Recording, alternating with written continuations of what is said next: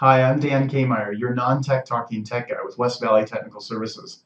These videos are just one of the ways that we help schools, nonprofits, and companies get the most out of their IT budgets. So let's get to it. In this video, I wanted to take just a couple minutes to talk about some safeguard shenanigans that students and employees use to bypass the tools that we use to protect our networks from the infections that can cause painful downtime and cost a lot of time and money to fix. Let's dig in. Schools in particular are required by law to filter internet access on their campuses. And likewise, many companies and nonprofits take efforts to limit what people on their networks can get access to on the internet as well. The intent is to limit distractions while they're at work or at school, while simultaneously protecting everyone from adult content, like in the case of students with SIPA compliance, and malicious software that would harm the computers and possibly allow access to any of the sensitive information that's on them. Unfortunately, as our culture becomes more and more immersed in technology and the internet and more connected, it's becoming easier and easier for individual users to try and bypass those very safeguards that we put in place to protect them and our networks. And my hope today is to give you a basic understanding of some of those strategies that they use and give you some really simple suggestions on how you can mitigate the risks that those present. So let's start with some of the more obvious ways that users can get around whatever safeguards that organizations have in place. Almost everyone, including many students nowadays, have their own smartphones. Those phones almost always have a data plan associated with them that allows the owner complete and unmonitored access to the internet. While surfing the web on their phone doesn't really present a security risk to the local network, it does defeat the purpose of limiting internet access for minimizing distraction at work and accessing adult content by students while they're on the school campus. The simple solution to this, well, only allow the employees and students to access their phones while they're on break or lunches by having them keep them in lockers or in a break room or something like that. And just only allow students to access their phones while they're leaving or before they start the school day. That may seem really harsh, and you may get some pushback from staff and students if you do something like this. But don't forget, no one had these just a few years ago, and we've all survived just fine. Not to mention the potential SIPA compliance implications if you're at a school. Okay, so keep that in mind. If your policy is to allow users to bring and utilize their mobile devices, that's called BYOD or bring your own device, but you require them to use them on a separate wireless network, maybe a guest net that's monitored and filtered. In those situations, it's really important that the password for any other non-filtered networks, like your internal corporate network, is not shared with any staff members. That includes the people that need to use the network. That means the IT people need to hold the keys to the kingdom, so to speak, and they need to be the ones that join their devices to the network. Do not ever give the password to staff members. We've seen multiple instances of just one person, and it was a staff member, getting the password to an unfiltered network, and it quickly spread like wildfire to everyone else, including students. And depending on how well staffed your IT department is, you may even want to consider regularly changing the unfiltered wireless network password, just in case someone does get it at some point, but you don't even know it, because that happens too. All right, so let's talk about some lesser known tactics that can be used to get around your security protocols.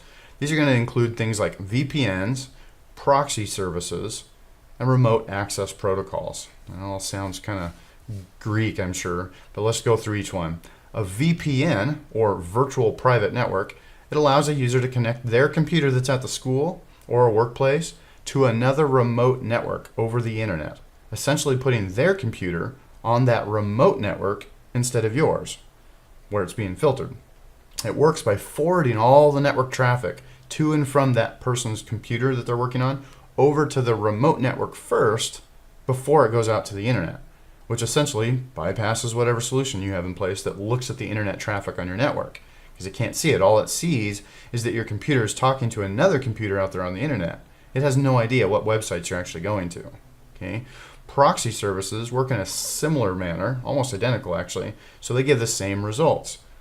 Another similar strategy is for a user on your network to actually remotely control another computer that they have at a different location, like their house, or all just from a computer that they're using at work. I actually saw this happen at a former workplace where one of the guys that I worked with on my team, I sat right next to him actually, was playing video games on his home computer remotely from his computer at work. He just had a little window open on one of his screens and he was playing World of Warcraft on his computer at home through that remote connection. Eventually, our employer caught on to it and fired him immediately. So this is serious stuff. But that leads me to what we can do about it and how they caught them in the first place.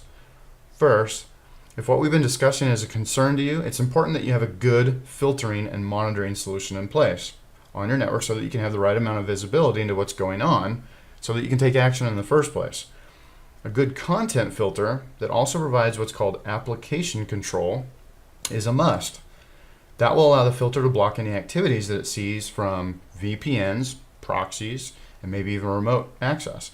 Blocking remote access on a network entirely may not be as good of an idea because some people do actually use that for work, but the ability to at least report on who's using remote access will help you find out if anyone's using it in a wrong situation, abusing their powers. All right, so we've talked about some of the most common shenanigans that people use to get around the safeguards that we've put in place on our networks, as well as what we can do to keep them from compromising everything we've put together.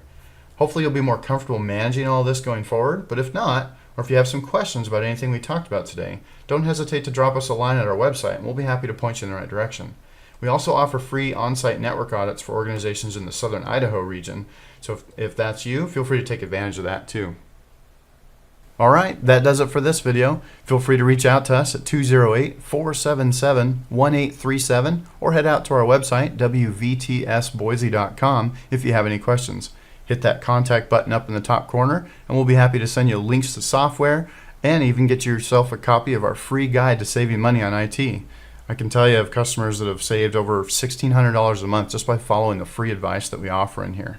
Once again, my name's Dan Kmeyer, your non-tech talking tech guy, and I'll see you in the next video.